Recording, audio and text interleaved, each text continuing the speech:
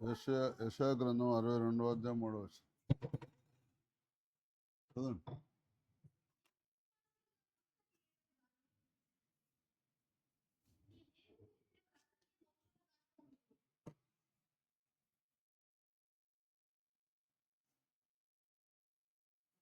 నువ్వు యెహోవా చేతిలో భూషణ కిరీటముగాను, నీ దేవుని చేతిలో రాజకీయ మకుటముగాను ఉన్నావు. కిరీటం అన్నా ముకుటం అన్నా ఒకటే అర్థం. చెప్పండి, ముకుటం అన్నా కిరీటం అన్నా, ముకుటం అన్నా కిరీటమే, కిరీటం అన్నా ముకుటమే. నీవు యెహోవా చేతిలో ఉన్నాననే దేవుని చేతిలో భూషణ కిరీటం. భూషణ అంటే ధరించబడిన, భూషణం అంటే ధరించుకోవటం, కిరీటం ధరించుకున్న వారిలాగా ఉంటాం. భూషణ కిరీటముగా యెహోవా చేతిలో భూషణ, దేవుని చేతిలోకి వెళితే కిరీటం ధరించుకున్న వారిలాగా ఉంటారు. కిరీటం ఎవరికి ఉంటుంది అంటే రాజులకే ఉంటుంది, రాజులకు రాణులకు ఉంటుంది. అంటే నువ్వు దేవుని చేతిలో ఉంటే రాజువైపోతావు, రాణివైపోతావు అని అర్థం. దేవుని చేతిలో ఉంటే. ఇప్పుడు దాకా మనం సైతాను చేతిలో ఉన్నాం. సైతాను చేతుల నుంచి విడిపించబడి దేవుని చేతిలోకి వచ్చాం. దేవుని చేతిలోకి వచ్చినాక, లేదా సైతాను చేతుల నుంచి విడిపించబడ్డ తర్వాత మనం భక్తిహీనుల చేతిలోకి వెళ్ళిపోతున్నాం. భక్తి లేని వారి చేతిలోకి వెళ్ళిపోతున్నాం. భక్తి లేని వారి సలహాలు పాటిస్తున్నాం, భక్తి లేని వారితో సవాసం చేస్తున్నాం, భక్తి లేని వారి అలవాట్లు మన దగ్గర ఉంచుకుంటున్నాం. భక్తిహీనులు అంటారు కదా, భక్తిహీనులు. భక్తిహీనత మన దగ్గర ఉన్నది. అదే మన దరిద్రానికి, మన కష్టాలకు, నష్టాలకు, వ్యాధులకు, బాధలకు మూల కారణం. 82వ కీర్తనలో 4వ వచనంలో రాసి ఉంటుంది. కీర్తన 82 వచనం, దరిద్రులను, నిరుపేదలను విడిపించండి. భక్తిహీనుల చేతులకు వెళ్ళిపోయారు. సైతాన్ చేతుల నుంచే దేవుని చేతులకు రావాల్సిన వారు భక్తుల చేతులకు వెళ్ళిపోయారు. భక్తుల చేతులకు వెళ్ళిపోతే కిరీటం పోగొట్టుకున్నారు. యేసుప్రభు అంటాడు, నువ్వెవరో నాకు తెలియదు అంటాడు. దయ్యాలను కొట్టిన అంటాడు, నువ్వెవరో నాకు తెలియదు అంటాడు. రోగులను బాగు చేసిన అంటాడు, నువ్వెవరో నాకు తెలియదు అంటాడు. నేను ప్రవచనాలు చెప్పిన అంటాడు, నువ్వెవరో నాకు తెలియదు అంటాడు. అదే కథ. మరి మీకు ఎట్లా అర్థమవుతుందో బైబిల్ మొత్తం నాకైతే ఎట్లా అర్థమైంది. అందుకొరితే నేను ఎవరితో సవాసం చేయను తెలుసా మీకు? కొంతమంది పేతురుతో సవాసం చేస్తున్నారు, భక్తిహీనులే. కొంతమంది పౌలుతో సవాసం చేస్తున్నారు, భక్తిహీనులే. కొంతమంది అపోలోతోటి సవాసం చేస్తున్నారు, భక్తిహీనులే. కొంతమంది మాత్రం యేసుప్రభుతో సవాసం చేస్తున్నారు. మన ప్రభు అయిన యేసుక్రీస్తును తన కుమారుని సహవాసమునికి పిలిచిన దేవుడు నమ్మదగిన వాడు. నేను నమ్మండి, నమ్మకపోండి. నేను పరిశుద్ధాత్మ బంధకు ముందు కూడా దేవునితో సహవాసం చేశాను. ఇప్పుడు యేసు యొక్క 12 శిష్యులు కూడా పరిశుద్ధాత్మ బంధకు ముందు యేసుతో సహవాసం చేశాను. ఆయన ఎటుపోతే అటు పోయాను. నేను కూడా అంతే, పరిశుద్ధాత్ముడు ఎటుపోతే అటే పోయాను. నేను కాదు, పౌలు భక్తుడు కూడా అంతే, పరిశుద్ధాత్ముడు ఎడిపోయిండు అటే పోయాను నేను. ఆయన అంటాడు, నేను యెరూషలేములకైనాను వెళ్ళలేదంటాడు తెలుసా. దమస్కు గేటు దగ్గర రక్షణ పొందిన తర్వాత తినున్న దాని వీధిలోకి వెళ్ళిపోయాడు. అననీయ వచ్చి స్వస్థత కలిసాడు, కళ్ళు వచ్చినాయి, బాప్తిసం ఇచ్చాడు, పరిశుద్ధాత్మ పొందాడు. తర్వాత వెంటనే అరేబియా దేశానికి వెళ్ళాడు. ప్రార్థనలో గడిపాడు 3 సంవత్సరాలు దేవునితో సహవాసం చేసి.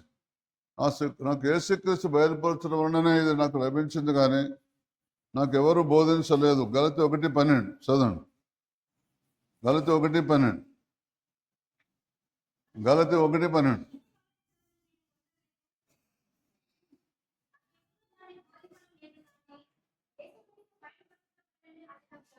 మళ్ళీ చదవండి.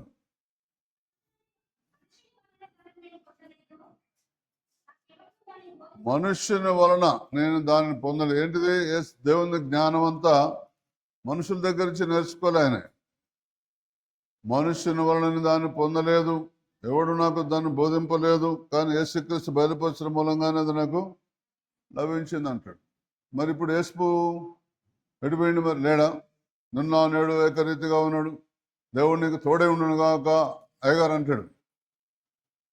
ఇమ్మాలి అనగా దేవుడు భాష అంతా మరి తోడై ఉన్నాడని అర్థం. ఏది తోడుంటే ఏం నేర్చుకున్నావు మరి దేవుని దగ్గర? ఏది నీ కిరీటం ఏది? మరి ఏది నీ రాజకీయ మొకటం ఏది? నువ్వెవరిని పరిపాలిస్తున్నావు? అంతా సున్నా సున్నా సున్నా సున్నా. కారణం సహవాస దోషం. మీ పిల్లలు ఉన్నారు కదా, ఎవరు సహవాసం పెడితే అట్లనే తయారవుతారు. అవునా? అవునా? మీ పిల్లలకు తెలుసు, నువ్వు కూడా ఒకళ్ళకి పిల్లవని తెలియదు. నీ పిల్లలు ఖరాబ్ అయ్యేది తెలుసు, కానీ నువ్వు ఖరాబ్ అవుతున్న సంగతి నీకు తెలియదు. అదే ఇప్పుడు క్రైస్తవ సమాజంలో ఉన్న లోపం. కొరింథీ సంఘస్థులు అన్ని వరాలు ఉన్నాయి, కానీ జ్ఞానం లేదు. ఉపదేశంలో ఐశ్వర్యవంతులు, కానీ జ్ఞానం లేదు. వింటున్నారు? ఏ కృపావరంలో లోపం లేదు, కానీ జ్ఞానం లేదు. ఒకడు పౌలుతో సహవాసం, కొందరు అపోలోతో సహవాసం, కొందరు కేఫాతో సహవాసం, పేతురుతో, యేసుతోటి సహవాసం. 75% మంది లేరు. 25% మంది యేసుతో సహవాసం ఉన్నారు. ఏం లాభం? నేను ఎవరి సహవాసాన్ని పిలిచాను? దేవుడు 9వ వచనంలో, కొరింథీ రాసిన 1:1 వచనం, మన ప్రభు అయిన యేసుక్రీస్తు తన కుమారుని సహవాసమునికి పిలిచిన దేవుడు నమ్మదగిన వాడు. ఏది నమ్మదగిన వాడైతే ఏది నీకు అనుకున్నట్టు జరగట్లేదు. చెప్పండి, నువ్వు అనుకున్నది జరగట్లేదు. ఏడ నమ్మదగిన దేవుడు? నువ్వు యెహోవా చేతిలో భూషణ కిరీటముగాను, భూషణ అంటే ధరించబడిన కిరీటం. కిరీటం ధరించుకుంటే బాగానండి, బట్ట తలకాయ అయినా కూడా అందంగా ఉంటుంది. తెలుసా మీకు? ఇప్పుడు కొంతమంది సేవకులను తెలుసా, నేను ఒక ఆయన మధ్య అడిగిన, ఏమండి నిత్య కళ్యాణం పచ్చతోరణంలాగా అయ్యగారి ఎంటికలు అస్సలు పెరగవు, అదేమన్నా వరమా? ఎప్పుడు ఒక తీరిన ఉంటుందన్న. అది బోడగుండే అయ్యగారు అనేది, అసలు ఎంటికలేవు, విగ్గు అన్నాడు. బోడగుండా అనేది విగ్గు. మళ్ళీ మీకైతే అయ్యగారు అంటే ఎంత ఇష్టమో. అసలు మీకు అయ్యగారు అంటే ఇష్టమా, విగ్గు అంటే ఇష్టమా? అదే అసలు సంగతి. అంటే మోసపోతున్నారు అన్నమాట.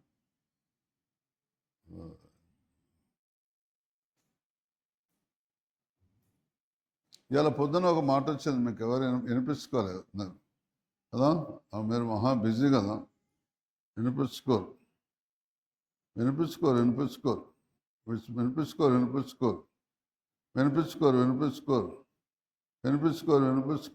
అనండి మీరు కూడా. వినిపించుకోరు. కొంతమంది కొడుకులు అబద్ధముల తట్టు తిరగకుండా జాగ్రత్త పడుడని దేవుడు బయలుపరిచాడు.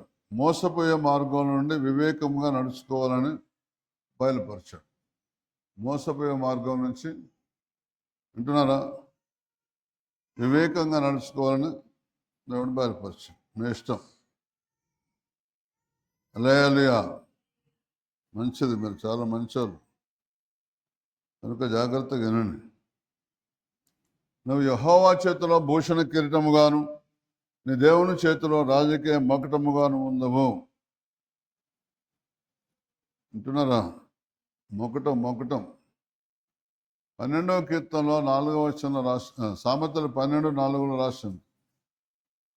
సామెతలు 12:4 రాసి ఉంటుంది, చదవండి.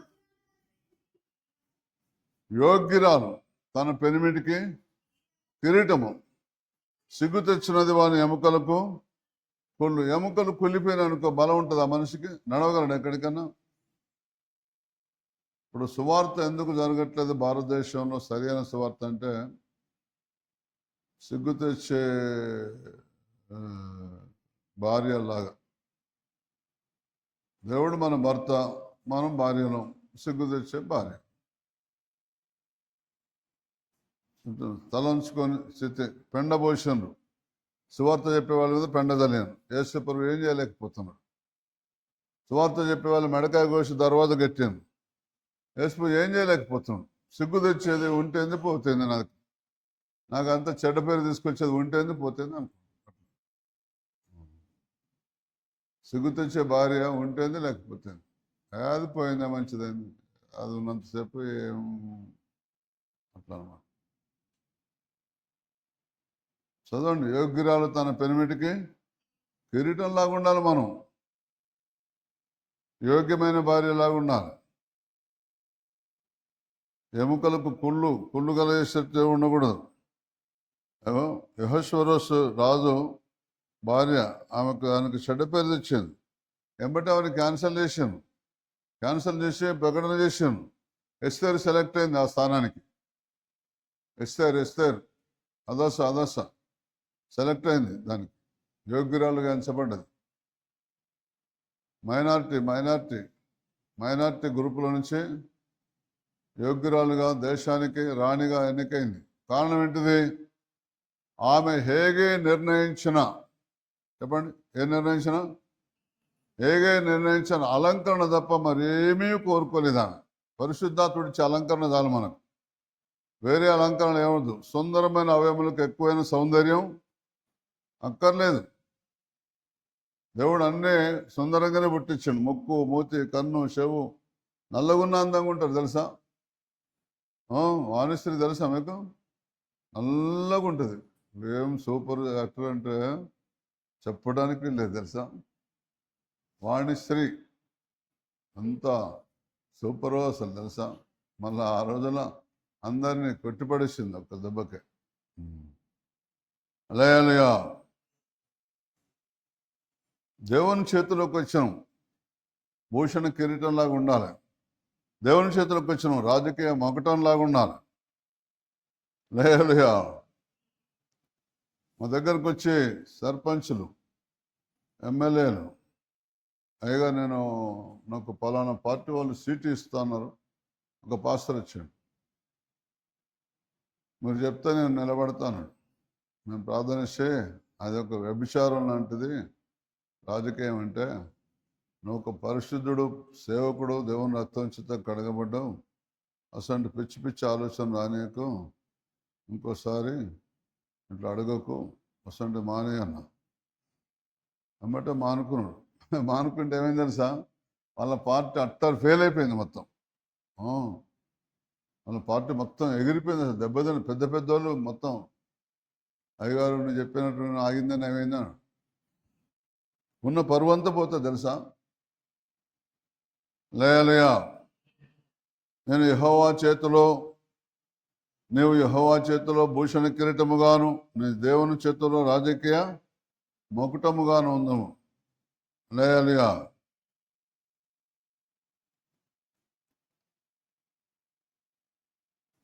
ఇది ఎలా సాధ్యము అంటే మీకా గ్రంథం 1:3 ప్రకారం ఉంటే సాధ్యం. నువ్వు కనుక రాజకీయ మొకటంగా భూషణ కిరీటంగా ఉంటానని తీర్మానం చేసుకుని, దేవా నాకు బోధించిన ఎట్లుండాలో నాకు చెప్పు, నేను ఖచ్చితంగా అట్లనే ఉంటా అంటే, ఇదిగో యెహోవా తన స్థలం విడిచి బయలుదేరుచున్నాడు. ఆయన దిగి భూమి యొక్క ఉన్నత స్థలముల మీద, ఉన్నత స్థలం అంటే అర్థమైంది దేవునికి బలి అర్పించే స్థలం.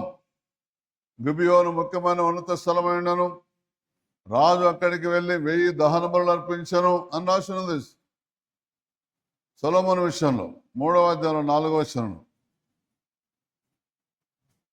సొలొమోను సమూయేలు మొదటి గ్రంథం 3:4. గిబియోను ముఖ్యమైన ఉన్నత స్థలమై ఉండను కనుక బలులు అర్పించడికై రాజు అక్కడికి పోయి ఆ బలిపీఠం మీద 1000 దహన బలు అర్పించను. దహన బలి అంటే కన్నీటి ప్రార్థన అనండి.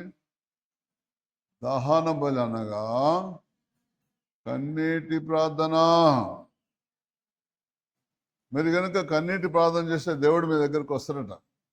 వచ్చి నువ్వు దేవుని చేతిలో భూషణ కిరీటంగా ఉందువుగాక, నువ్వు దేవుని చేతిలో రాజకీయ మొకటంగా ఉందువుగాక అంటాడు. కానీ మరి మీకు 1000 దహన బలులు అంటే మాటలా? ఒక ఏటను కోయాలంటే ఎంతో టైం పడుతుంది, ఒక 10 కోయాలంటే ఎంతో టైం పడుతుంది, ఇంకా 20 కావాలంటే ఎంతో పడుతుంది, 100 కోయాలంటే ఎంతో టైం పడుతుంది. 1000 బాబోయ్ 1000. మళ్ళీ అప్పటికి సొలొమోనుకు పెళ్ళి ఎన్ని రోజులైంది తెలుసా? ఇది 4వ వచనమా? సమయాలు మొదటి గ్రంథం 4వ వచనమా మాట్లాడలేదు అని రాదు. రాజుల మొదటి గ్రంథం 3వ అధ్యాయం 4వ వచనం 1వ వచనం 2వ వచనం చదవండి చదవండి చదవండి చదవండి. ఇప్పటికిప్పుడే మర్చిపోయినరా?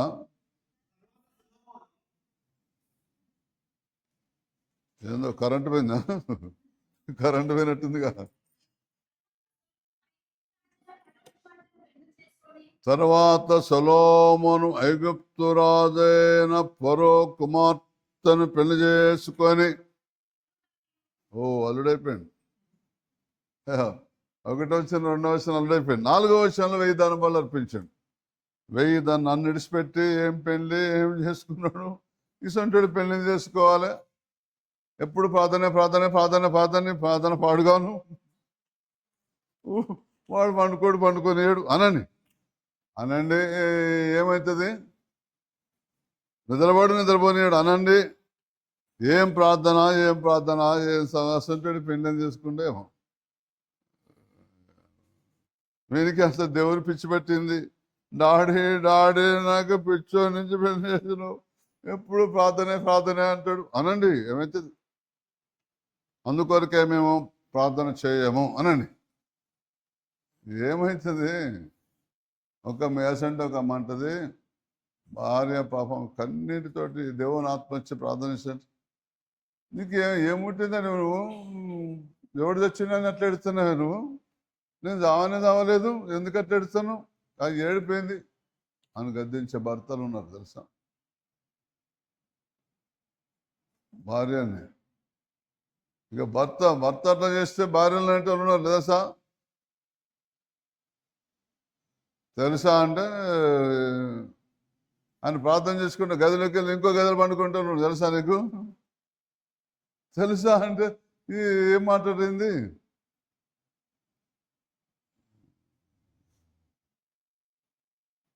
ఎన్ని దహన బలుట గిబియోను ముఖ్యమైన. అందుకనుక కొంతమందికి పెళ్ళైనాక పిల్లలు పెట్టినాక దేవుడు రక్షిస్తున్నాడు. ఎందుకంటే వాళ్ళు అసంటి సనుగేటోళ్ళని మునిగేటోళ్ళని కొంతమందిని పరీక్షించడానికి యవన దశలోనే రక్షిస్తున్నాడు. వాళ్ళ గోస ఎట్లుంటుందో నాకైతే తెలియదు. కానీ వింటున్నారా? ఏదేమైనా దేవుడు మహాజ్ఞాని.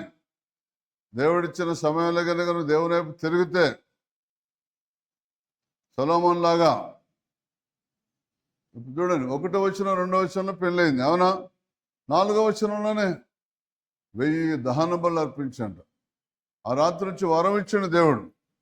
ఏం వరం? జ్ఞాన వివేకము గల హృదయం. అంటే దేవుని హృదయం ఇచ్చేసిండు లోపలికి. దేవుని హృదయమే సొలొమోను హృదయం. ఏదైనా ప్రశ్న వేస్తే నిమిషాల మీద రెప్పపాటున కంప్యూటర్ కూడా పనికిరాదు. ఆ టైపున జవాబు ఇవ్వటం. శాపదోషి ప్రాణి వచ్చి ఆయన అనేక చిక్కు ప్రశ్నలు వేసి చికాకు చేయాలని వచ్చింది. అన్నిటికీ విడమరిచి చిక్కులు తీసిన దువ్వెన ఉంటుంది కదా, ఆ టైపు చిక్కులు తీసి చూపించిండు ఆయన. ఇగో దీని అర్థం ఇది పెద్ద దేని చిక్కుల దువ్వెన అంటారు. ఎంత పొడుగుంటుంది, దాని పండ్లు ఎంత గింత ఉండవు. పండ్లు పేలొచ్చే దువ్వెనలాగా, పాపడొచ్చే దువ్వెనలాగా గింత ఉండవు. ఎంత పొడుగుంటే దాని పండ్లు తెలుసా అని సొలొమోను మొత్తం ఆమె చిక్కు ప్రశ్నలు అన్నిటికీ జవాబిచ్చాడు. ఆమె ఏమన్నా తెలుసా? నీ జ్ఞానం కానే కాదు ఇది నీ దేవుని జ్ఞానమే. హల్లెలూయా. నీ దేవుడు స్తుతినందును గాక అన్నది. హల్లెలూయా.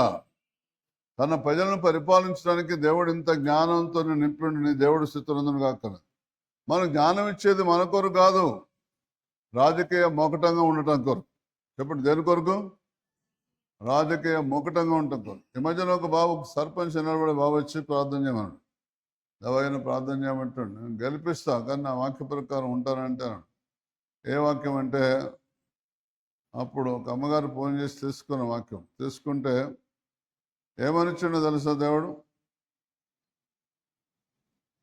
అనండి, ఇట్లా చెవి పట్టుకోండి, అందరు ఇట్లా పట్టుకోండి, ఇట్లనండి, ఊపండి. చెప్పుడు మాటలు విని అనండి. ఏమవుతుంది? చెప్పుడు మాటలు విని అన్యాయపు తీర్పులు తీర్చకుండా ఉంటే నేను సర్పంచ్గా గెలిపిస్తా అన్నాడు. నువ్వు ఉంటాయి గారు, ఉంట కాదు, నోరుతోటి ఒప్పుకో, పలుకు అని అంటే పలికిండు, గెలిచిండు. ఇప్పుడు సాక్ష్యం చెప్పడానికి వచ్చేమన్నా తెలుసా, ఇగో గారు నాకు 5 రోజుల ముందే చెప్పిండు నేనే గెలుస్తానని అన్నాడు. 5 రోజుల ముందే చెప్పిండు నేనే గెలుస్తానని చెప్పిండు అన్నాడు. గజుడు అప్పుడు దేవునికి ఎంత మహిమ, దేవునికి ఎంత ఘనత, దేవునికి మహిమ కలిగింది ఆ రోజు తెలుసా. సాక్ష్యం ఇచ్చాడు. మళ్ళీ వార్డు మెంబర్ కూడా ఆయన ప్రార్థన చెప్పి ఆయన కూడా గెలిచిండు. మళ్ళీ ఎవరు చెప్పకండి, ఇంకొక ఆయన వచ్చాడు పోటీగా, ఆయన అయిపోయింది కదా. నేను నిలబడుతున్నా, నాకు కూడా ఓటు అన్నాడు. నేను ఉత్తరాన్ని ప్రార్థించాను. ఆయన గురించి తిక్క చూపించాను. నేను వీళ్ళని అడిగిన, తిక్క అనంటే ఓయా తిక్కల నెంబర్ 1 అన్నారు. తిక్కల నెంబర్ 1 అన్నాడు. వింటున్నారా? పైకి పేదలతో చేసే ప్రార్థన ఉంటుంది, హృదయపూర్వకంగా చేసే ప్రార్థన ఉంటుంది అనండి. మీకు నేను పై ప్రార్థన చేయాలన్నా, లోపల నుంచి ప్రార్థన చేయాలన్నా? నేను ఆయనకి చేసిన, ఈయన కూడా చేసిన. లేలుయా, మీ ఇష్టం. మరి ఎందుకు అయ్యగారు హృదయపూర్వకం ఎందుకు చేయలేదు? హృదయం శుద్ధిగా ఉంచుకుంటే హృదయపూర్వకం చేస్తా. హృదయం అంతా చెత్త ఉంచుకుంటే ఎట్లా చేస్తా? ఎట్లా చెబుతే చెప్పండి అంటే మాట్లాడింది.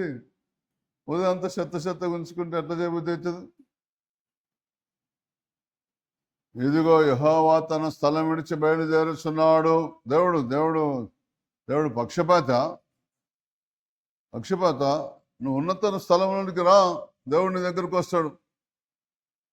అక్కడ బలి అర్పించు, దహన బలి అర్పించు. ఆయన దిగి భూమి యొక్క అన్ని స్థలాలకి అని రాసిందా? ఉన్నత స్థలం అని రాసిందా? ఉన్నత స్థలముల మీద అక్కడక్కడ ఉన్నారు ఉన్నతమైన అనుభవం ఉన్న వాళ్ళు, అంతటా లేరు. ఉన్నత స్థలముల మీద నడవబోతున్నాడు. దేవుని స్తోత్రం. మా సార్ ఇక్కడ ఉన్నాడు. ఒకసారి అయ్యగారు ఈ సార్ కూడా TRS అన్నట్టు అన్నాడు. TRS లేదు, GRS లేదు. మళ్ళీ చూడట్టుండదా అన్న.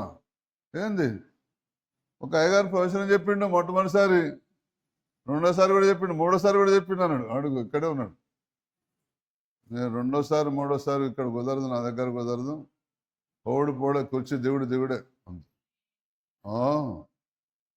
మీ తాతదా గురించి? మీ ముత్తాతదా? నువ్వు ఎట్లా చెప్పాను? అడుగుతుంటుంది, గమ్ముతున్నది. దేవుని స్తోత్రం. జాగ్రత్తగానండి. ఓవర్ యాక్షన్ చేస్తే అందరి మీద యాక్షన్ తీసుకుంటాడు దేవుడు. దేనికైనా కొద్దిగా లిమిట్ ఉంటుంది. వింటున్నావా? లిమిట్ ఉంటుంది. లేయా, జాగ్రత్తగా వినండి. దేవునితో ఏ మానవుడు అబద్ధం ఆడొద్దు. చెప్పండి. నువ్వు ఎవరితోటైనా పెట్టుకో, దేవునితో పెట్టుకో. వింటున్నావు?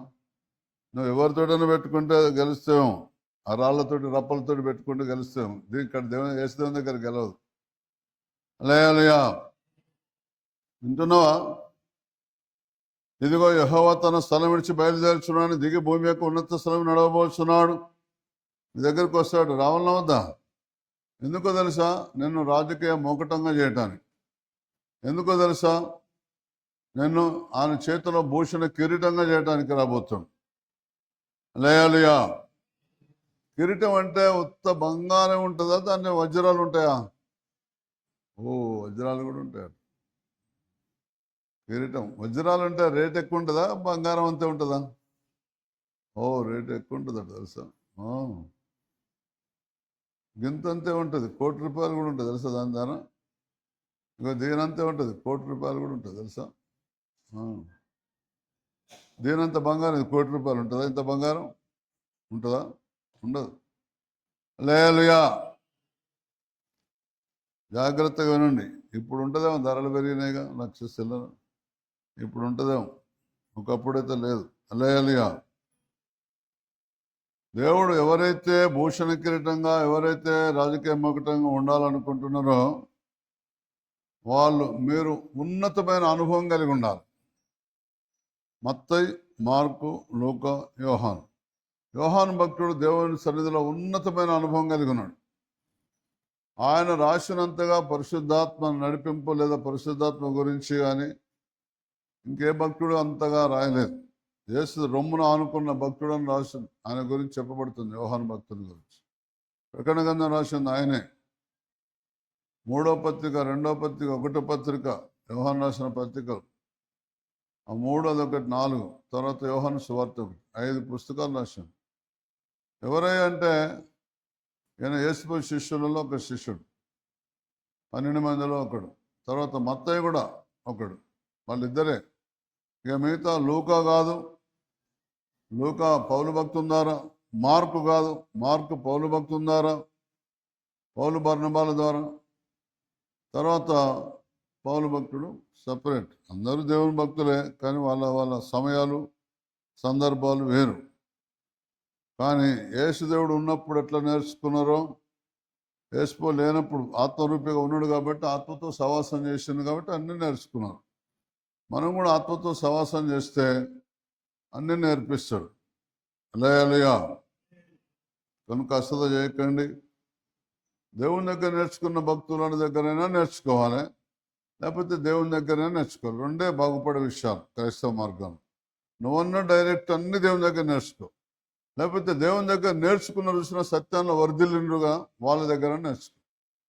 2 దారులు ఉన్నాయి. ఇక పనికిమాల పాస్టర్లు, వేషధారుల పాస్టర్లు, భక్తుల పాస్టర్లు, దుష్టత్వంలో నడిచే పాస్టర్లు, ఈ 4 రకాల పాస్టర్లను దూరం పెట్టాలి. 4 రకాల క్రైస్తవులను దూరం పెట్టాలి. దావీదు భక్తులు అంటాడు, నేను పనికిమాల వారితో, వేషధారులతో, భక్తులతో, దుస్తులతో సాంగత్యం చేయనంటాడు. అది బాగుపడే దారి. సేవకులు మీరు బాగుపడాలంటే ఎంత తొందరగా అంటే అంత తొందరగా బాగుపడవచ్చు. హల్లెలూయా. నాకు ఎవరు చెప్పలే, కానీ దేవుని దగ్గర నేర్చుకొని బాగుపడే స్థలానికి వచ్చాను. నాకు 4 సంవత్సరాలు పట్టింది నన్ను దేవుడు నమ్మటానికి. నువ్వు నమ్మినావు. కొంతమంది అయితే 50 ఏళ్ళు దేవుడు నమ్మినావు, దేవుడు వాళ్ళని నమ్మడు తెలుసా. 50 ఏళ్ళ క్రైస్తవులు మనమే నమ్మవు, దేవుడు ఎట్లా నమ్ముతాడు. మనం కూడా నమ్మదగిన క్రైస్తవులు లేరా అంటే అట్లా చూస్తుంది. మనమే నమ్మమే, దేవుడు ఎట్లా నమ్ముతాడు. దేవుడు నమ్మాలంటే వింటున్నారా కళ్ళు కళ్ళు కళ్ళు కళ్ళు కళ్ళు కళ్ళు కళ్ళు బైబిల్లో రాసింది. ఏమని రాసింది తెలుసా. అమ్మో, అయ్యో అయ్యో అయ్యో అయ్యో, ముందు చక్కగా చూడవాలని రాసింది తెలుసా. కనురెప్పలని రాసింది, కళ్ళని రాసింది, ఎన్ని రకాలను రాసింది. చెవులను రాసింది, చెవులు.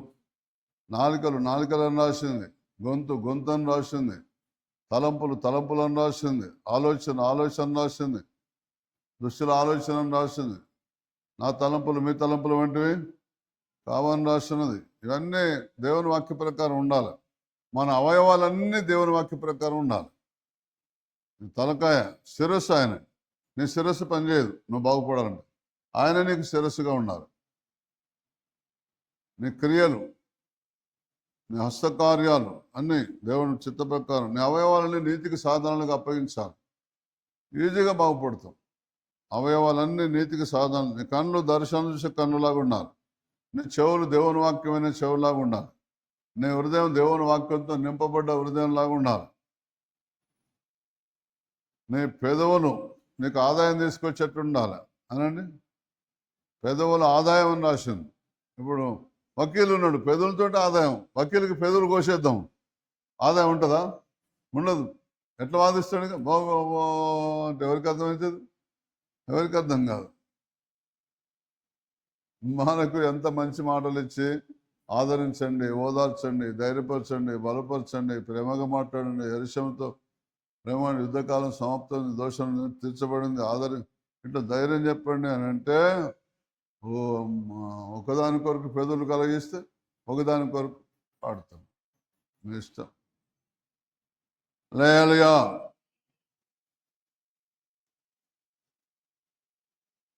ఆయన దిగి భూమి యొక్క ఉన్నత స్థలముల మీద నడవబోచున్నాడు. మీరు పశ్చాత్తపడండి మీరు చేసిన తప్పుకు. నీ దగ్గరికి నడుచుకుంటూ వస్తాడు దేవుడు, తెలుసా. నువ్వు కన్నీటి ప్రార్థన చేయి, నీ దగ్గరికి దేవుడు మళ్ళా స్థలం విడిచి నీ దగ్గరికి కొనుక్కొస్తాడు. ఏదిగో యెహోవా తన స్థలం విడిచి బయలుదేరుచున్నాడు. ఎవరి దగ్గరికి? ఉన్నతమైన స్థలం, కన్నీటి ప్రార్థన చేసేవారి దగ్గరికి. భూమి యొక్క ఉన్నతమైన స్థలం ఏదంటే అదే ఉన్నతం. ఏ స్థలం నుంచి అయితే దేవుడు ప్రార్థన వింటుండో, ఏ సంఘం నుంచి అయితే దేవుడు ప్రార్థన వింటుండో, ఏ వ్యక్తి దగ్గర నుంచి అయితే దేవుడు ప్రార్థన వింటుండో, వాళ్ళే ఉన్నతమైన స్థలాలు. చదవండి యెషయా గ్రంథం 30:19. సీయోనులో యెరూషలేములోనే ఒక జనము కాపురముండును, జనమానవికి ఏమాత్రమును కన్నీళ్ళుడవు. ఆయనని మొర వినగానే నిత్యముగా నన్ను కరుణించును, ఆయనని మాట వినగానే నీకు ఉత్తరం ఇస్తాను. చూస్తున్నా కారణం ఏంటిది? కాపురం చేస్తున్నారు వాళ్ళు. చెప్పండి కారణం ఏంటిది? కొంతమంది ఎట్లా చేస్తే తెలుసా, అమ్మగారు నువ్వని చెప్పు, అయ్యగారు నేను చెప్తే లేదంటారు, తెలుసా. అదేందో కానీ అమ్మగారి దగ్గర అంత పవర్ ఉంటుంది. అయ్యగారు ఏమంటే బెండ్ అయిపోతాడు ఒక్కసారి, తెలుసా. మరి అదేం పవరో మరి నాకు అర్థం కాదు. ఏందో ఉత్తగానే అవుట్ అని పని కథం. ఇక్కడే కాదు, ఎంత పెద్ద రౌడీ అయినా సరే భార్యతోటి పని చేయించు, తెలుసా. మనం భార్య చెప్పినట్టు రౌడీ కూడా, తెలుసా. బెండ్ అయిపోతాడు అంత. అక్కడ ఆయన దగ్గర అట్లా ఉంటాడు, అక్కడ పిల్లిలాగా ఉంటాడు, తెలుసా. నువ్వు కాపురం చేయి దేవుని దగ్గరికి, దేవుడు నిన్ను ప్రార్థనలన్నీ వింటాడు, తెలుసా. కాపురం చేయమంటే నీకు ఎట్లా చెప్తే అర్థమవుతుంది, నాకు అర్థం కాదు.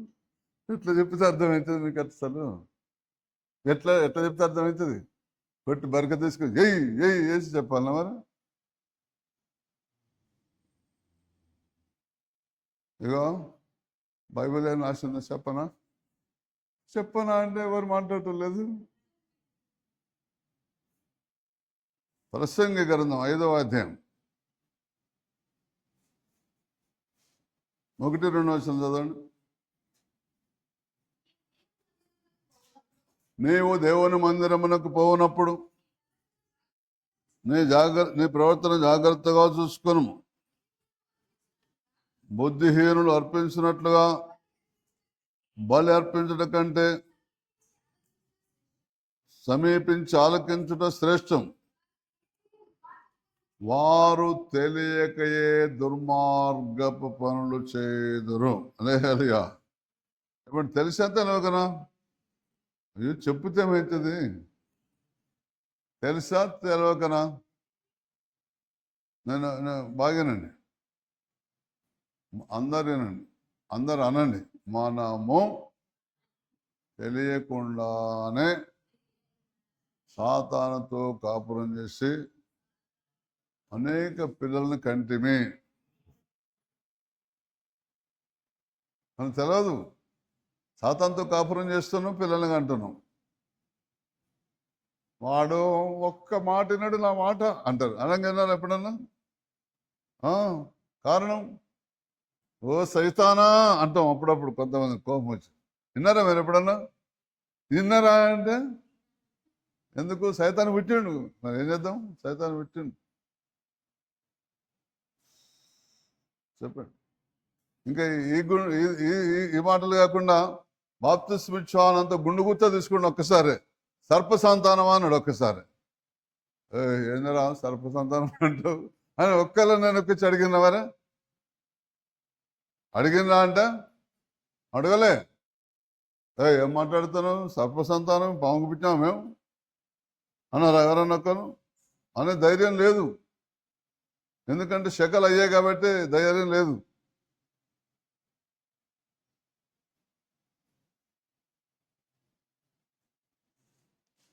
అపోస్తలుల కార్యం 3:25. ఆ ప్రవక్తలకు దేవుడు అబ్రహాముతోని సంతానమందు భూలోక వంశములను ఆశించమని చెప్పి మీ పితరులతో చేసిన నిబంధనకు మీరు వారసులై ఉన్నారు.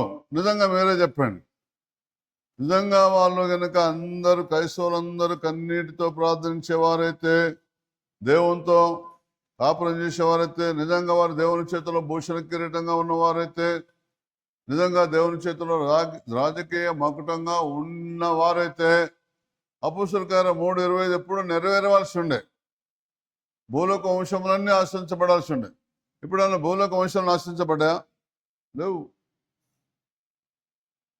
ఇంకా ఆశీర్వాదం పక్కన పెట్టు, కనీసం నమ్మిన వాళ్ళని ఉన్నారా? నమ్మిన వాళ్ళు కూడా సగం మందికి సగం ఉండలేరు. కారణం ఏంటిది? భూషణ కిరీటంగా లేడు, రాజకీయ మకుటంగా లేడు. కారణం ఏంటిది? ఉన్నత స్థలాల అనుభవం లేదు, దేవుడు వాళ్ళ దగ్గరకు వచ్చిన అనుభవం లేదు క్రైస్తవులకు. దేవుడు మాట్లాడతాడా అనే క్రైస్తవులు కూడా ఉన్నారు. దేవుడు ఎట్లా మాట్లాడతాడా? దేవుడు మాట్లాడతాడు మాటమాటికి. మేము దాంట్లో పెట్టి దాంట్లో పెరిగినాం. మేము మాది ఆర్సీఎం అను, మా సిఎస్ఐ. నేను 50 సంవత్సరాలు అయితే నేను క్రైస్తవుడు. నాతో మాట్లాడిన నీతో మాట్లాడినా నిన్న మొన్న అటు ఇటు తిరిగి వచ్చి మళ్ళీ దేవుడు అంటున్నావు. నాతోటి మాట్లాడి నేను 50 ఏళ్ళ సేవ చేయబట్టి నాతోటి మాట్లాడిన నీతో మాట్లాడినా అనే పాస్టర్లు ఉన్నారండి. అదరగొట్టే పాస్టర్లు ఉన్నారు తెలుసా. వాళ్ళ సవాసం పట్టండి, మంచిగా అవుతారు, తొందరగా పైకి వస్తారు. ఆ ప్రవక్తలకు దేవుడు అబ్రహాముతోని సంతానమందు భూలోక వంశములను ఆశించమని చెప్పి మీ పితరులతో చేసిన నిబంధనలకు మీరు వారసులు అంటే అర్థమైంది, ఆస్తులు హక్కు ఉన్నట్టా లేనట్ట? వారసుడు అంటే హక్కు ఉన్నట్టా లేనట్ట? ఏమున్నది మరి? వారసుడైతే ఏం సంపాదించుకున్నాను? ఏది మరి ఆశీర్వాదం? ఏది మరి వారసుడైతే? అలయా వాళ్ళకి వారసత్వం ఉంటుందా? జీతగానికి ఉంటుందా? కొడుకుంటుందా? మరి ఏది మరి? కొడుకైతే ఏది మరి? సామెతలు 16:20 ఉపదేశమును చెవిగోడ మేలునందును యెహోవాను ఆశ్రయించేవాడు ధన్యుడు.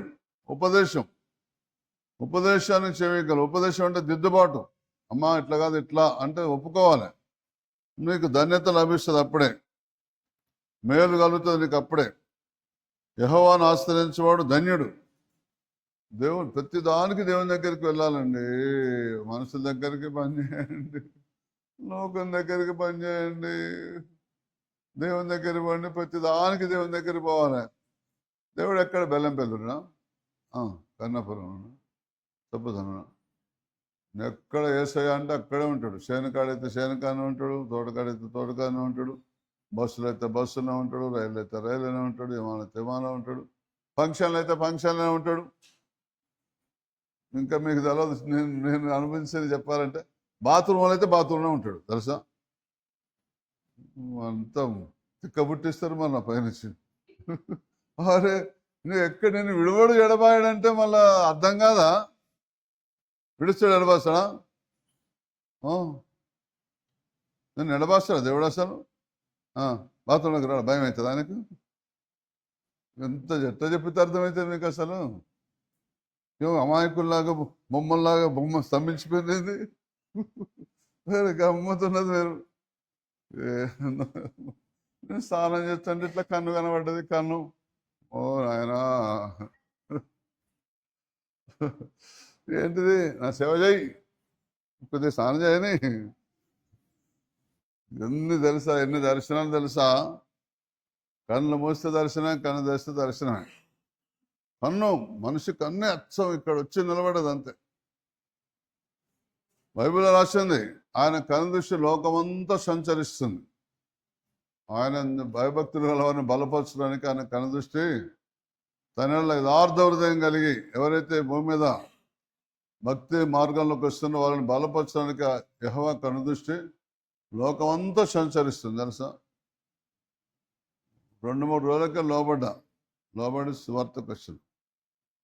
కన్ను వచ్చి కనబడ్డదంటే అవుట్, నా పని అయిపోయింది. ఇక్కడ రాస్తున్నది ప్రకటన గ్రంథంలో, ఆ కన్నులు దేవుని 7 ఆత్మలు అని రాస్తుంటుంది. 5వ అధ్యాయం 6వ వచనం చదవండి. హల్లెలూయా. మరియు సింహాసనమునకును 4 జీవులకును పెద్దలకును మధ్యను వధింపబడిన గొర్రె పిల్ల నిల్చుండి చూచితిని. ఆ గొర్రె పిల్లకు 7 కొమ్ములను 7 కనులను ఉండెను. ఆ కనుల భూమి అంతటికి పంపబడిన దేవుని 7 ఆత్మలు. ఆ కనులు ఎవరంటే భూమి అంతటికి పంపబడిన దేవుని 7 ఆత్మలు. కన్నంటే ఆత్మ. చెప్పండి, కన్నంటే నూనెంటే ఆత్మ అనండి. నూనెంటే అనండి ఆత్మ. అగ్ని అంటే ఆత్మ అనండి. అగ్ని అంటే నీరంటే ఆత్మ అనండి. నీరంటే ఆత్మ. ఉప్పు అంటే ఆత్మ అనండి. ఉప్పు అంటే నేను లోకమునకు ఉప్పై ఉన్నాను అన్నాడు. ఉప్పు అంటే ఆత్మ. ఈ విధంగా దేవుడు కనుదృష్టి భూమి మీదకి పంపిస్తాడు. 7 ఆత్మలు, 7 కనులు, 7 ఆత్మలు. లేయలియా. జాగ్రత్తగా వినాలి వాక్యం అనేటప్పుడు. ఉపదేశమునకు చెవి కూడా మేలునందను. ఉపదేశం సామెతలు 3:1. ఉపదేశం నా కుమారుడా, నా ఉపదేశం మరువకు, నా ఆజ్ఞలు హృదయపూర్వకంగా ఎక్కువ. ఉపదేశం ఎప్పుడు మర్చిపోకూడదు మనం. యేసుప్రభు నిన్ను దేవుడు ఒక దిద్దుబాటు చేసాడు. ఎప్పుడు మర్చిపోకూడదు. నువ్వు అదే మాటి జ్ఞాపకం రావాలి. నేను మంచిగా చక్కగా కూర్చోన్నాడు అనుకో, ఊరికే మాటికి వినబడాలా స్వరం. ఇంకోసారి అట్లా చేయకరాడు అనుకో, ఊరికే మాటికి వినబడాలి. ఉపదేశాన్ని మర్చిపోదు. దేవుడు ఒకసారి నిన్ను దిద్దుబాటు చేస్తే అది ఎప్పుడు మర్చిపోకూడదు. నీకు మేలు రెడీగా ఉన్నది. ఉపదేశం మర్చిపోతే మేలు ఉండదు. మనం అంత కీడే. మేలు లేకపోతే కీడు. సామెతలు 16:20 చదివిన. ఉపదేశం చెవికివాడు మేలు నొందును, యెహోవాను ఆశ్రయించేవాడు దేవుని దగ్గరికి పరిగెత్తాలి. మనకి ఏ సమస్య వచ్చినా యెహోవా నామం బలమైన దుర్గం, నీతిమంతుడు అందులోని పరిగెత్తి సురక్షితంగా ఉంటాడని రాసింది. కనుక ఏ సమస్య వచ్చినా వాక్యం దగ్గరికి వెళ్ళాలి. నాకు భయము సంభవించే దినమున నిన్ను ఆశ్రయిస్తున్నాడు. ఏదైనా దేవుని దగ్గరికి వెళ్ళాలి. అవసరం ఉన్నా, భయమైనా, భీతి కలిగినా, కలవరం కలిగినా, గుండె దడ ఎక్కువ కొట్టుకున్నా, స్లోగా కొట్టుకున్నా దేవుని దగ్గరికి పోవాలి. ఇప్పుడు ఎక్కడికి పోవాలి? బీపీ ఎక్కువన్నా, బీపీ తక్కువైనా, షుగర్ ఎక్కువన్నా, షుగర్ తక్కువ, ఎక్కడికి పోవాలి? పైసలు ఉన్నా లేకున్నా ఎక్కడికి పోవాలి? మీకు ఏదైనా అవసరం ఉంటుంది, బ్యాగ్ అవసరం, ఎక్కడికి పోవాలి? చెప్పులు అవసరం, ఎక్కడికి పోవాలి? పైసలు అవసరం, ఎక్కడికి పోవాలి? బట్టలు అవసరం, ఎక్కడికి పోవాలి? పిల్లగాని ఫీజు అవసరం, ఎక్కడికి పోవాలి? నేనైతే అన్నిటికీ అక్కడికి పోతాను. నేనే కాదు, ఎందరో భక్తులు నాకంటే నేనేంది నిన్నమన్న వచ్చాను. మామూలు భక్తులు దీవించబడ్డ వాళ్ళు ఉన్నారనుకున్నావా? దినకరుణ్ గారి భార్య తెలుసా మీకు? సెల్లా దినకరుణ్. దేవా, నా భర్త సంగతి నీకు తెలుసు కదా నాయన. జీవితం అంతా అందరికీ సేవకులకు పంచి పెడతాడు. క్రిస్మస్ పండగకు మాకు బట్టలు లేవు దేవుడా అని ఉన్నత స్థానాలకు పోయి మొరుపెట్టింది. నేను సూట్ కేసులు చూసుకోపో అని స్వరం వినబడింది. సూట్ కేసు నా సూట్ కేసు కదా, నా తెలదంతా నేనేందో పెట్టినా, మా ఆయన నా సూట్ కేసు అసలు ముట్టుకోడు అని పోయి చూస్తే దాంట్లో ఆ రోజుల్లో 40 సంవత్సరాలు 30 సంవత్సరాల కింద 10,000 రూపాయల కట్ట కనబడింది. ఆమె దేవుడిచ్చిందని గుర్తుపట్టక మా ఆయన దాచిండేమో దీంట్లో. ఏమండి, నా సూట్ కేసులు మీరు 10,000 పెట్టారా? నేను 10,000 పెడతానా? నా సంగతి నీకు తెలుసు కదా. తెలుసా? దేవుడు అంటే ఏమనుకుంటున్నారు మీరు? ఏందో ఏమో అంత దేవుడు కోపం వస్తే, ఒకవేళ మీరు మంచోళ్ళు అయితే సంవత్సరం కూలికి పోతే ఎంత వస్తుందో 1 నెలలు ఇచ్చేస్తాడు తెలుసా దేవుడు. 10 సంవత్సరాలు ఉద్యోగం చేస్తే ఎంత సంపాదిస్తాం? 1 రోజు ఇచ్చేస్తాడు తెలుసా దేవుడు. అయితే నువ్వు ఉన్నత స్థలానికి పోవాలి. మరి నువ్వు పెంట కుప్పల మీద కూర్చుంటే, ముచ్చట్ల కాడ కూర్చుంటే, అపహాసుకులు కూర్చుంటే చోట కూర్చుంటే, వింటున్నారా? దుష్టుల ఆలోచన నడిస్తే, పాపల మార్గం ఇస్తే దొరకవు. ఆ ఇల్లే ఏముండదు, అంత వస్తుంది. ఉన్నత స్థలాలు ఉండండి, ఏదంటే అది ఇచ్చేస్తాడు. ఉన్నత స్థలాలు అంటే మంచి భర్త, పెళ్లిగానులకు మంచి భర్త వస్తాడు, పెళ్ళైనలకు మంచి పిల్లగాడు పుడతాడు. ఉన్నత స్థలానికి పోతే, ఉన్నత స్థలానికి పోతే అసలు నీకు దొరకందంటే ఉండనే ఉండదు అసలు. ఇదంతా ఎందుకని సొలొమోను భక్తుడు జ్ఞానం అడిగాడు, మనలాగా తిక్కలు అడగకుండా జ్ఞాన వివేక హృదయం అడిగాడు. అది ఉంటే ఇక మొత్తం ఎప్పటికీ ఇన్కమే ఉంటుంది. ఇక అంత ఇన్కమింగ్ అవుట్ గోయింగ్ ఉండదు ఇక అసలు. మీరు అది అడిగారు అదండి, ఇవన్నీ ఎందుకు కథలన్నీ? జ్ఞాన వివేకమైన హృదయం. ఇవో నువ్వు రేపేటో పోదాం అనుకుంటున్నావు కానీ అక్కడ నీ కొడుకు ఉరి పెట్టి నాకు కనబడుతుంది, పోతావా? పో అను, వెంబటే ఓడిగా తెలుసా. నేను చెప్పిన ఒక అబ్బాయికి, ఏంటి నువ్వు ఇక్కడ తయారవుతున్నట్టోదా, నాకు చెప్పకుండా పోతున్నావు, నువ్వు చెప్తే నువ్వు పోనీయమని చెప్పకుండా పోతున్నావు అన్నాడు. సరే మరి పో, మరి అక్కడ ఉరిపెట్టి తనకి నీకు రెడీగా ఉన్నది, పోతావా అంటే వెంబటే ఆగిపోయింది తెలుసా. మన మాట అంటే ఏంది, మన బాంబేసినట్టు ఉంటుంది. నువ్వు ఉన్నతమైన స్థలం అనుభవం ఉంటే అది ఎవరి సొంతం కాదు, దేవుడు అందరి వాడు. అవునా? అవును, నువ్వు దేవునితో సహవాసం చేయి, నీకు రాజకీయ మొకటంలాగా ఉంటావు, దేవుని చేతిలో వింటున్నా కిరీటంలాగా ఉంటావు, నువ్వు యెహోవా చేతిలో కిరీటంగా లాగుంటావు, రాజకీయ మొకటంలాగా ఉంటావు, యెహోవా చేతిలో కిరీటంగా ఉంటావు, యెహోవా చేతిలో రాజకీయ మొకటంగా ఉంటావు, దేవుని చేతిలో రాజకీయ మొకటంగా ఉంటామని రాస్తున్నది. కనుక అంత మంచి మార్గం అంటే ఇది. అంత మనసును కంట్రోల్ చేసుకోవటం, వేరే ఏం లేదు ఇక్కడ. నువ్వు కష్టపడనక్కర్లేదు, నీ రక్తం చెమటగా మార్చిన అవసరమే లేదు.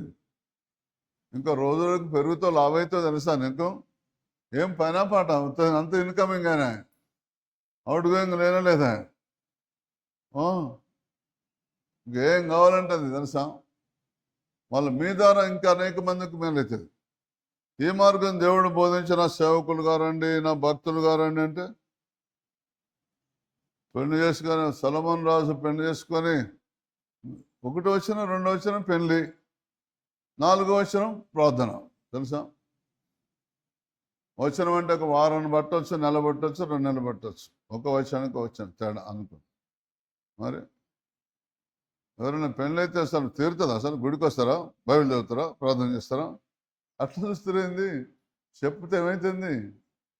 మీకు పెళ్ళైన కొత్తలో మీ సంబరం ఎవరైనా పట్టించుకున్నారా? నేను ఒక బాబుకు, నేను మంచి ప్రార్థన పడయా, ఎప్పుడు 24 గంటలు ప్రార్థన చేస్తాడంటే, నా మాటని తొందరపడి బిడ్డనిస్తే ఓ అయ్యగారు ఏం ప్రార్థన పడంటే కదా, నేను కనిపెడుతున్నా, అస్సలు ప్రార్థనే లేదు అయ్యగారు. మొదటిసారి వచ్చినప్పుడు అంతే, రెండోసారి వచ్చినప్పుడు నువ్వేమో ప్రార్థన పరుడు అంటివి. యవనస్తులు ఏందా, నీ పెళ్ళినప్పుడు నువ్వు లేవానా, ఏం మాట్లాడుతున్నావు అని అదరగొట్టి మెప్పించి సంజాయించాను. మట్టి కూడా సిమెంట్ పూత పోసిన. ఎన్ని రోజులు ఉంటుంది ఆ పూత? వాడు భార్యను కొట్టడం మొదలుపెట్టిండు. తర్వాత వీళ్ళు కేసు పెట్టడం మొదలుపెట్టిండు. సిఐ గారి దగ్గర పోయిన కేసు.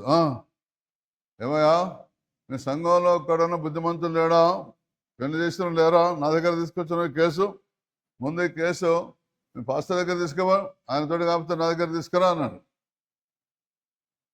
అంటే నన్ను పిలిచాను, ఏం సంగతి, ఇట్ట సంగతి. ఇక నేను పిల్లల బ్యాచ్ టీంని పిలిచాను, పిల్లల టీంని పిలిచి పిల్లగాన్ని తీసుకుపోయి చెవులో నేను చెప్పిన మాటలు చెవులో చెప్పి రాపండి అన్నా. తమే రాని అక్కడ తీసుకుపోయి ఆ గేట్ దగ్గర తీసుకుపోయి మళ్ళీ ఇటు వచ్చి తొగుస్తున్నాం. పంచాయతీ లేదేం లేదు.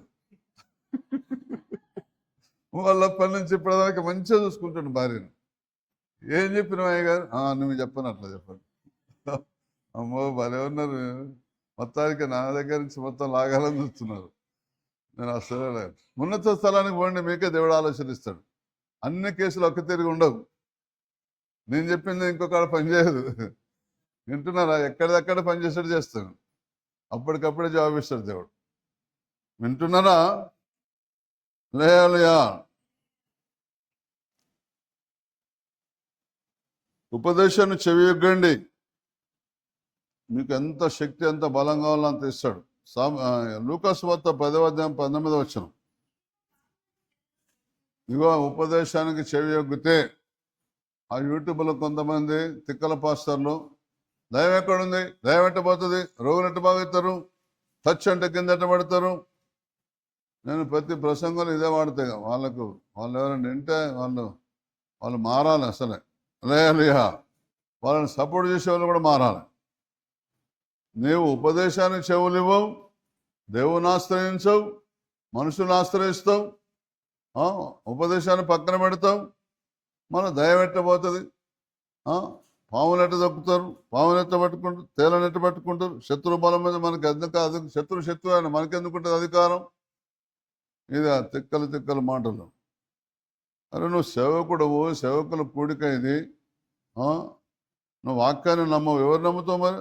నమ్మి బాప్తిస్మని రక్షించ నమ్మని వానికి నువ్వు ఏది నమ్మకపోయినా శిక్షే.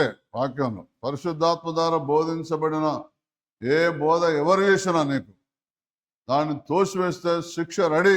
కావాలంటే నువ్వు తోసేయి, ఆ వారం చూసుకొని నెల చూసుకొని శిక్ష రాకపోతే నన్ను అడుగు, నాకు ఫోన్ చేయి. ఫోన్ చేసి శిక్ష రాలేదు తెలుసా అను. నీకు ఎన్ని రోజుల శిక్ష వస్తుందో నేను చెప్తాను. అప్పటిదానికి కనిపెట్టుకో. శిక్ష వచ్చిందనుకో ఈ బోధ కరెక్ట్ అని నమ్ము. నా దగ్గరికి రానక్కర్లే, బోధన అనుసరించి అంతే. శిక్ష రాలేదనుకో కావో పివో మజాకరం, ఇష్టం వచ్చినట్టు పరలోకం పోతావు, మరి ఎక్కడికి పోతావు తర్వాత చూసుకో. వింటున్నావా? ఎదుగో పాములను తెలను తొక్కుటకు శత్రువు బలవంతుడి మీద నీకు అధికారం అనుగ్రహించున్నాను, ఏది మీకు అంత మాత్రమును హాని చేయదు. శత్రువు బలవంతుడి మీద మనకు అధికారం. శత్రువుకేమో బలం, మనకేమో అధికారం. ఏమంటే శత్రువుకేమో బలం, మనకేమో అధికారం. అధికారం గొప్పదా, బలం గొప్పదా అంటే అధికారం ఎప్పటికి ఉండేది, బలం 4 రోజులే ఉంటుంది. బలమైన ఆహారం తింటే బలం ఉంటుంది, బలమైన ఆహారం తినకపోతే బలం ఉండదు, అంతే. హల్లెలూయా. మత్తయి సువార్త 25:4 వచనం. తర్వాత ఒక తలాంతు తీసుకునేవాడు వచ్చి, అయ్యా నీవు చిత్తని చోట కొయ్యవాడవును, చల్లని చోట పంట కూర్చువాడవునై కట్టినవని నేను ఎరుగుదును కనుక నేను భయపడి వెళ్ళి నీ తలాంతును భూమిలో పాతిపెట్టి ఇదిగోనిది నీవు తీసుకునమని చెప్పాను. కొంతమంది దేవుని చేత వాడబడని భక్తులు, వాడబడని సేవకులు. దేవుడు నీకు తలాంతు ఇచ్చిండు, దాన్ని వాడుకో. నాకు పరిశుద్ధాత్మ ఇచ్చిండు, కొన్ని 100 మంది కాదు 1000 మంది పరిశుద్ధాత్మ పొందేటట్టు దేవుడు నన్ను నడిపించాడు. నిన్నెందుకు నడిపాడు మరి? హల్లెలూయా. గనుక నేను భయపడి వెళ్ళి నీ తలాంతులను భూమిలో దాచిపెట్టి తిని ఇదిగో నీది నువ్వు తీసుకోమని చెప్పాను. దేవుడు పరలోక రాజ్యాన్ని గురించి ఈ విధంగా ఒక ఉపమానం చెప్పాడు. మత్తయి సువార్తలో 25 అధ్యాయంలో మనం 24వ వచనం చదువుకున్నాం. ఏంటిది 24వ అధ్యాయంలో 25వ అధ్యాయంలో 24వ వచనం అంటే చదువుదాం. ఆ పేరాంత చదివితే మీకు ఈజీగా అర్థమవుతుంది. మనం 25, 24 చదివినాం. 14వ వచనం నుంచి చదివితే అర్థమవుతుంది. పరలోక రాజ్యం ఒక మనుషుడు దేశాంతరమునకు ప్రయాణమై తన దాసులను పిలిచి తన ఆస్తిని వారికి అప్పగించినట్లుండును. అతడు ఒకనికి 5 తలాంతులు, ఒకనికి 2 తలాంతులు, ఒకటి ఎవరిని సామర్థ్యం చొప్పున వానికి ఇచ్చి వెంటనే దేశాంతరం పోయాను. 5 తలాంతులు తీసుకున్నవాడు వెళ్ళి వాటితో వ్యాపారం చేసి మరి 5 తలాంతులు సంపాదించాను. అలాగనే 2వ వాడును 2 సంపాదించాను. అయితే 1 తలాంతు తీసుకున్నవాడు వెళ్ళి భూమిని తవ్వి తన యజమానుని సొమ్ము దాచిపెట్టాను. బహుకాలమైన తర్వాత దాసుడు యజమానుడు వచ్చి వారి యొద్ద లెక్క చూసుకొనెను. అప్పుడు 5 తలాంతులు తీసుకున్నవాడు మరి 5 తలాంతులు తెచ్చి, అయ్యా నువ్వు నాకు 5 తలాంతులు ఇచ్చితివే, అవిగాక మరి 5 తలాంతులు సంపాదించదు చెప్పాను. అతని యజమానుడు, బలా నమ్మకమైన మంచి దాసుడా, నువ్వు కొంచెంలో నమ్మకంగా ఉంటివి, నిన్ను అనేకమైన వాటి మీద నియమించదను, నీ యజమాని సంతోషములో పాలు పొందమని అతనితో చెప్పాను. అలాగే 2 తలాంతులు తీసుకున్నవాడు, అయ్యా నువ్వు నాకు 2 తలాంతులు ఇచ్చితివే, అవియుగాక మరి 2 తలాంతులు సంపాదించుతని చెప్పాను. అతని యజమానుడు, బలా నమ్మకమైన మంచి దాసుడా, నువ్వు కొంచెంలో నమ్మకముగా ఉంటే నేను అనేకమైన వాటి మీద నియమించదని నీ యజమాని సంతోషంలో పాలు పొందమని తనతో చెప్పాను. తర్వాత 1 తలాంతు తీసుకునేవాడు, చయ్యా, నువ్వు విత్తన చోట కొయ్యవాడవు, చల్లని చోట పంట కూర్చువాడు అనే కఠినడు నేను ఎరుగుదును. కనుక నేను భయపడి వెళ్ళి నీ తలాంతును భూమిలో దాచిపెట్టి తిని, ఇదిగో అది నువ్వు తీసుకొనమని చెప్పాను. అందుకు అతని యజమానుడు వాడిని చూచి, సోమరి అయిన చెడ్డదాసుడా, నేను విత్తన చోట కోయవాడను, చల్లని చోట పంట కూర్చుకునేవాడను నువ్వు ఎరుగుదువా? అట్లయితే నీవు నా సొమ్ము సహకారుని దగ్గర ఉంచవలసి ఉండను. నేను వచ్చి వారి వడ్డీతో సహా సొమ్ము తీసుకొని ఉంది అని చెప్పి ఆ తలాంతును వాని యొద్ద నుండి తీసివేసి 10 తలాంతులు గలవానికి ఈడి. కలిగిన ప్రతి వానికి ఇవ్వబడును, అతనికి సమృద్ధి కలుగును. లేని వాని యొద్ద నుండి వానికి కలిగినది తీసివేయబడును. మరియు పనికి మాలిన దాసుని వెలపెట్టి చీకట్లోనికి త్రోయడి, అక్కడ ఏడుపును పనులు కొరకటి నేను. చూసాను ఇక్కడ ఏం జరిగిందో. నాకు ఏ వరం లేదని ఇళ్లలో కూర్చుంటున్నారు కొంతమంది, చాలా దురదృష్టవంతులు వాళ్ళు. నీకు యేసు దేవుడే నీ దగ్గర ఉంటే ఏ వరం లేదని ఎలా అంటున్నావు? యేసు దేవునికి అన్ని వరాలు ఉన్నాయి కదా మరి. ఆత్మ ఉన్నది అనుకుంటున్నావు, ఆత్మకు అన్ని వరాలు ఉన్నాయి కదా మరి. నాకు ఆ వరం నాకు లేదంటున్నావు ఎందుకు మరి? నాకు ఏది లేదంటున్నావు ఎందుకు? కనుక దయచేసి మనం 1 తలాంతు తీసుకున్న వారంగా ఉంటే చెడ్డదాసులం గంచబడతాం. దేవుడు నీకు ఇచ్చిన దాన్ని, నీకు రక్షణ ఇచ్చిండు, అనేకులను రక్షణలు నడిపించాలి. నీకు స్వస్థత కలిగించండు, అనేకులను స్వస్థతలోకి నడిపించాలి. నీకు అభిషేకం ఇచ్చిండు, అనేకులకు అభిషేకం నడిపించాలి. నేను సేవకులు అనేకులను సేవకులు తయారు చేయాలి. నువ్వు విశ్వాసం, అనేకులను విశ్వాసం తయారు చేయాలి.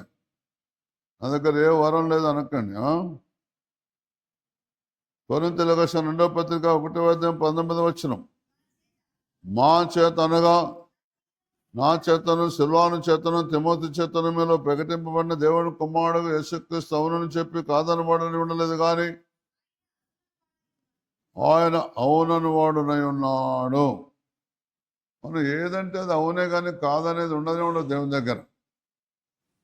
మన సోమరితనమే మనకి ఏది కాకుండా చేస్తున్నది. అప్పుడు ఉదయకంలోనో మన లోపల ఉండడే మనం మోసం చేస్తుండే, దగా చేస్తుండే అనుకో. ఇప్పుడేమో మన సోమరితనమే మనకు దరిద్రం తీసుకొస్తుంది అనుకుంటున్నాం. మా చేత అనగా నా చేతను, సిల్వాను చేతను, తిమోతి చేతను మీలో ప్రకటింపబడిన దేవుని కుమారుడు యేసుక్రీస్తు అవునని చెప్పి కాదని వాడై ఉండలేదు, కానీ ఆయన అవునని వాడై దేవుని సేవకుడు, అమ్మ ఇట్లా చేయను, ఇట్లా బాగుపడుతుంటే ఖచ్చితంగా అవుతుంది. అన్నానే స్త్రీ దేవుని మందానికి వచ్చి కన్నీటి ప్రార్థన ఇచ్చింది. అమ్మ నీకు దేవుడు కుమారుని ఇస్తానని ఏలే చెప్పిండు. అట్లనే అవునన్నట్టుగానే జరిగిపోయింది. మరి అలాగే నువ్వు కూడా ఉన్నతమైన స్థలంలో ఉంటే నువ్వు కూడా అనేక మందికి దేవుని చిత్తం చెప్పగలవు. కనుక ఇప్పటి నుంచి అలా చేయకండి, దేవునికి లోబడండి. దేవుని కృప మీ మీద ఉండగాక. ప్రార్థన చేసుకుందాం, ఒప్పుకుందాం, చెప్పుకుందాం.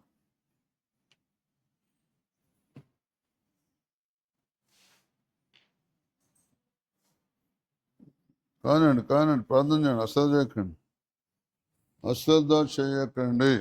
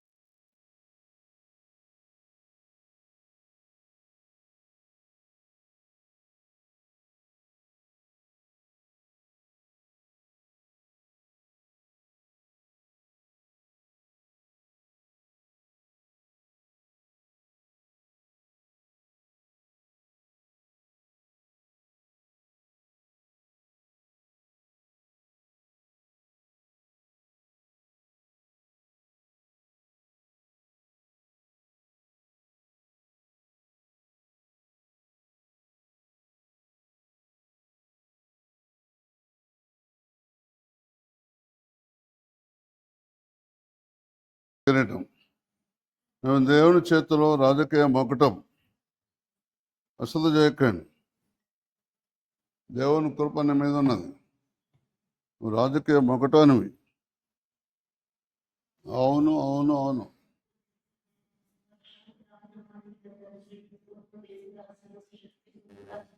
సర్వాధికారి మీకు వందనాలు, స్తుతులు, స్తోత్రాలు చెల్లిస్తున్నాం ప్రభువా. దేవా నీకు వందనాలు. నీవు యెహోవా చేతిలో భూషణ కిరీటముగాను, నీ దేవుని చేతిలో రాజకీయ మకుటముగాను ఉండేదవని ప్రభువా నీ వాక్యము సెలవిస్తున్నటువంటి తీరును బట్టి మీకు కృతజ్ఞతలయ్యా. తండ్రి నీకు స్తోత్రములు ప్రభువా. అయితే నాయన నా తండ్రి అయ్యా నీకు వందనాలు ప్రభువా. నాయన అయా దారిద్రులకు, నిరుపేదలకు న్యాయము తీర్చేవారిగా ప్రభా, అయా భక్తిహీనుల చేతిలో నుండి వారిని విడిపించే వారిగా మేము ఉండాలని సెలవిచ్చిన తండ్రి నీకు స్తోత్రములు ప్రభా. దేవా నీకు వందనాలు ప్రభా, నీకు స్తోత్రములు. మీరు చెప్పినటువంటి ప్రతి మాటకి ప్రభా నాయన మేము లోబడి ఉండే భాగ్యమును దయచేయండి అయ్యా.